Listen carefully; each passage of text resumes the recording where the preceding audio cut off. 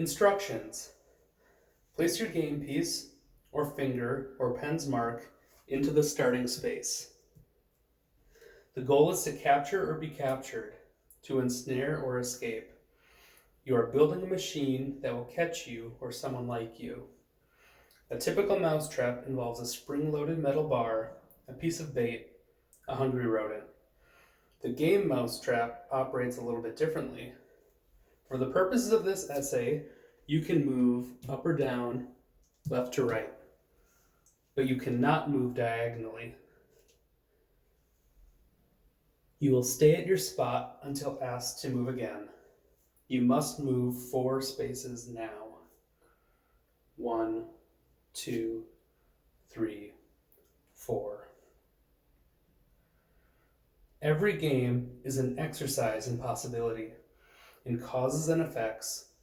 Every game is about understanding what you would or would not do, how others react under similar conditions.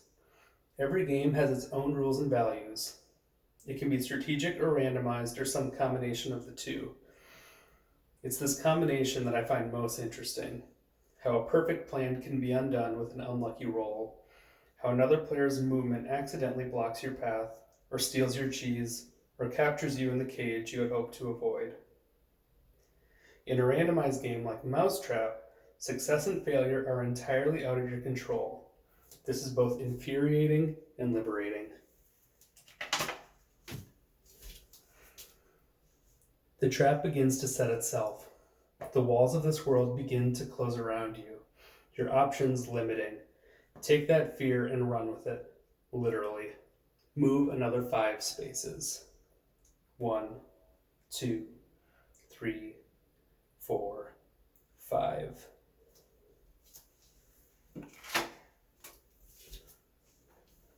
We play games for the joy that comes from building a world of our own creation, playing God with tokens or avatars, with meeples or with mice. We can appreciate a world with much lower stakes, one confined to a map with defined borders and a 3-page booklet of rules and instruction. It is good to have a place where everything works as expected. Most board games connote some sort of setting, but Mousetrap contains only numbered spaces, the ghostly outlines of the pieces you must assemble. These pieces hold no inherent logic. A bathtub suspended over the top of the board, a plastic man diving into an empty tub. But they come together to form a Rube Goldberg machine of apprehension. We like that these machines feel so disparate, that the order and mechanisms of this world are not immediately obvious. May we all prosper in a world that is small enough to be understood. Move 2 more spaces. 1, 2. Mousetrap came into the world amidst Cold War tensions and a stream of duck and cover educational films. It was released during the middle of military conflict in Vietnam. It's published the same year as Kennedy's assassination, the same year as the bombing of the Birmingham Baptist Church by the Ku Klux Klan, killing 4 and injuring 22 more. Mousetrap came into the world under the threat of an assassin's bullet, under the weight of a nuclear bomb falling from the sky at any moment. Can we try to appreciate the game within this context? When similar contraption-based knockoffs like the Crazy Clock game or Screwball Scramble started flooding the market, can we see why the only game among them that endured was the one that threatened our unexpected end?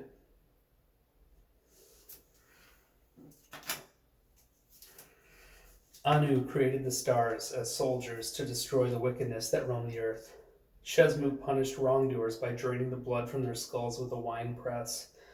Countless gods have flooded the earth with the intention of cleansing it of sin, or starting over with an improved humanity, or ending a corrupted dynasty, or fooled into apocalypse by some other trickster god. Entire empires could be undone by a virus, or by an unknown enemy marching out of nowhere, or by too much rain, or not enough. In a world that could end at any moment from events out of our control, it makes sense to believe in a God that acts irrationally, which is all a way of saying I feel like we're in a world with a poorly rolled die, as if our best planning cannot prepare us for the unexpected. At least in a game we can laugh it off, we can begin again, we can hope for a fate that is a little more forgiving. Move another 3 spaces. 1, 2, 3.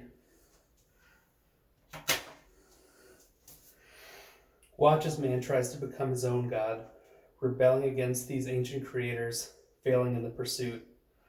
Man eats forbidden fruit and must hide his newly discovered nakedness.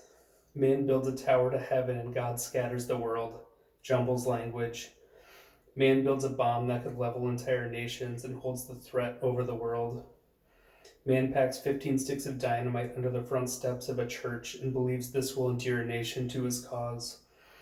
We all make our choices, attempt to defy the paths clearly set before us. How our best laid plans often end in calamity.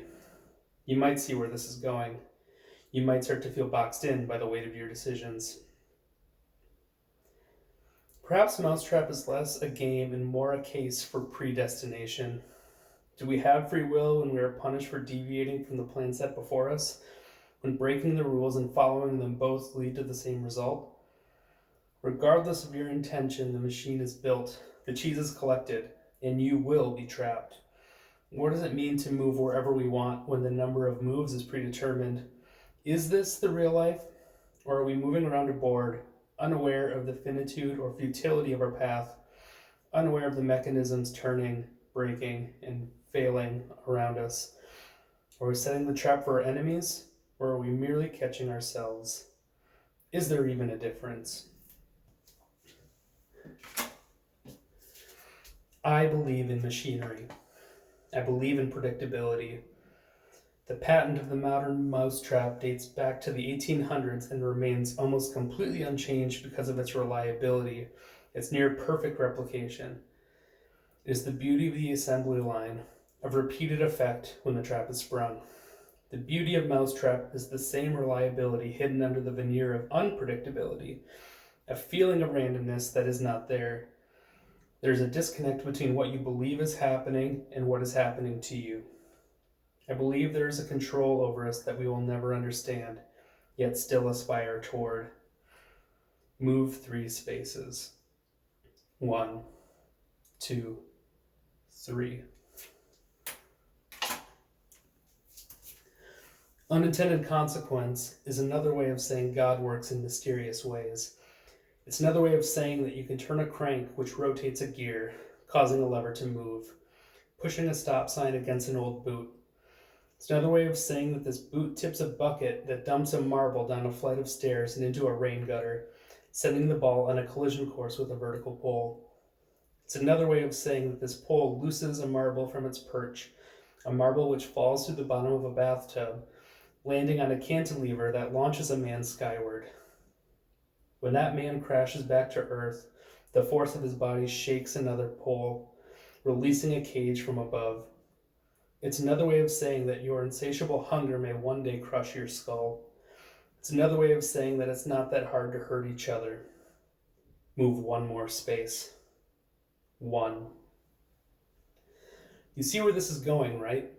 In a world this small, it's impossible to miss it. By now you must know you will never get away. In a world this small, the tiniest movement of a hand puts forth a chain reaction, seemingly random but carefully orchestrated. It is a master plan, a God's plan, and if you must be stuck to this trail, may you move ever swiftly.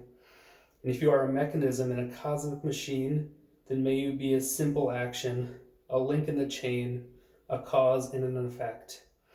And if you decide to resist your fate, may you come to realize there is a math or a magic you cannot control, leading you to the very place you had hoped to avoid, into the trap, under the cage, ending up exactly where you started.